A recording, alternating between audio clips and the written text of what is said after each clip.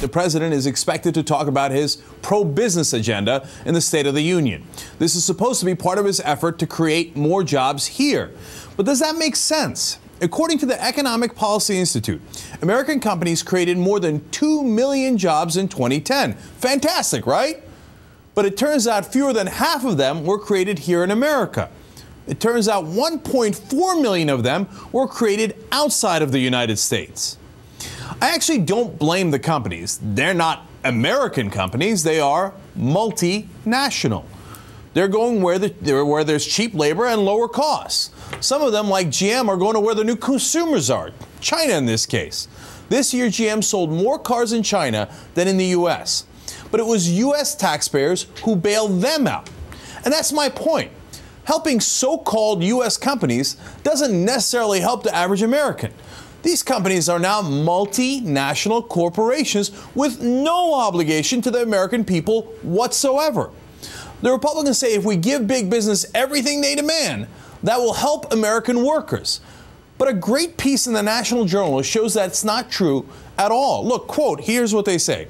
Rapid advancements in technology and the opening of new international markets pay dividends for American companies, but not for American workers.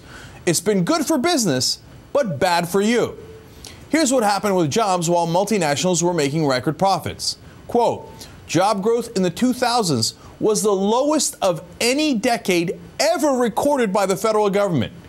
And quote, real middle-class incomes fell from 2000 to 2007, another first in U.S. record keeping. That's amazing. We were told that if we just give big business what they want, they would hire here, and we would be better off. That proved to be untrue. So why is the president getting ready to make that same case tomorrow night? And a Democratic president at that? Those are important questions. Joining me now to help answer some of those questions is Robert Reich. He's former Labor Secretary for President Clinton. He's a professor at UC Berkeley and the author of Aftershock, The Next Economy and America's Future. Secretary Reich, it's a great pleasure to have you here tonight. And let me start by asking you about this concept of U.S. businesses. Is there really any such thing left? No, well, not many. I mean, there are small businesses that are U.S. businesses. I mean, their employees, their shareholders, if they have any, certainly their customers are U.S.-based. But increasingly, large American businesses are going global. They are international entities. They get their supplies all over the world. They have customers all over the world. Their investors, increasingly, are also all over the world. They may have their headquarters here in the United States, but that's not necessarily where they're making their money. And the question you raise is going to be a very central question in the next decade.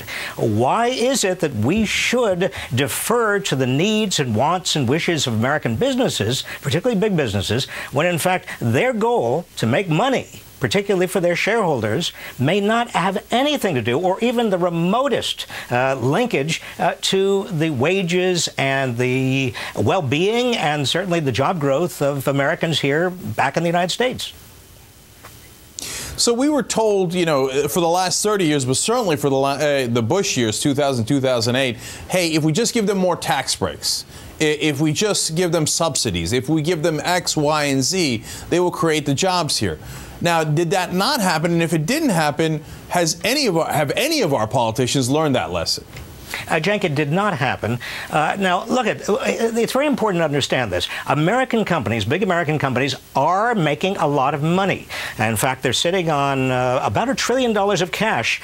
The problem is they're making the money by selling abroad, not necessarily selling from the United States. They're selling from their operations abroad. They're also making a lot of money because they're actually reducing their costs here in the United States. The biggest cost they have in the United States is their payrolls. So they've been fighting unions, they've been outsourcing abroad, they've been replacing workers in the United States with automated machinery. Don't get me wrong, I'm not blaming them because, as you said before, companies exist to make money. They don't exist to create jobs.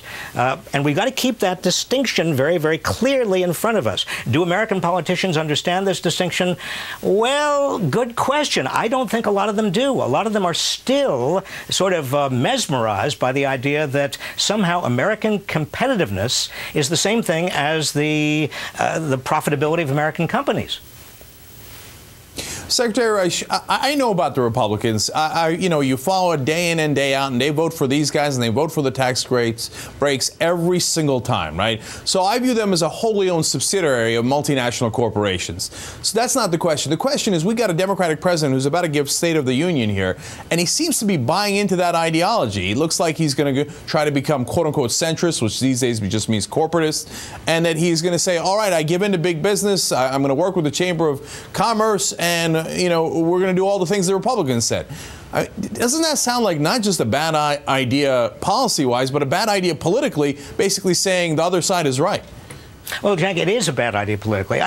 Politically, it is very important for any president, Democratic or Republican, to hold out the welcoming back to big business, to make sure that he is not perceived as being anti-business. But at the same time, you are right. There is a danger here if a president, particularly a Democratic president, that has a constituency that is different from the Republicans' constituency, that is basically the working people of America, says over and over again that the interest of big business is the same as the interest of working people in America. A lot of people are going to get confused by that message, and particularly if a president starts believing it. We must not be seduced. This is the bottom line. I hope the president is not seduced. We must not be seduced by the idea that the interest of big business, which is global, and making money is the same thing as the interest of average American working people or people who are out of jobs. It's no longer the same thing. It might have been the same thing, you know, when Engine Charlie Wilson, the head of General Motors, who came into the Truman administration, said the interest of GM is the same as the interest of America. It's not the same thing any longer. You know, one last thing on this, real quick, Secretary Reich. If President Obama keeps going down this path that has proven to not work over the last 10 years, where you just give to big business and they don't create jobs here, are we going to be able to create any jobs over the next 2 years? And then if we don't, is the president in massive trouble for his reelection?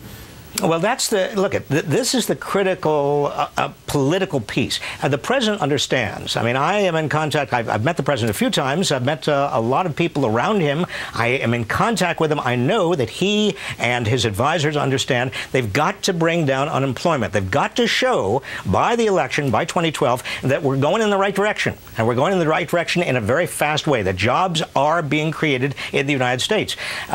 So the president has got to use whatever leverage he has with the business community to create jobs here. That means every tax break he gives to business, he's got to get a reassurance back from business that they are going to use those tax breaks to create new jobs here. Yeah, I think that's the answer right there, because it's one thing to give them money, but it's another thing to say, oh, go spend it wherever you like. If we're going to give them money or we're going to give them breaks, they've got to spend it here, otherwise no deal. Yeah, it's got to be a quid pro quo. That's the deal. Absolutely. Thank you so much, Secretary Reich. We really appreciate you joining us tonight. Thanks, Jack.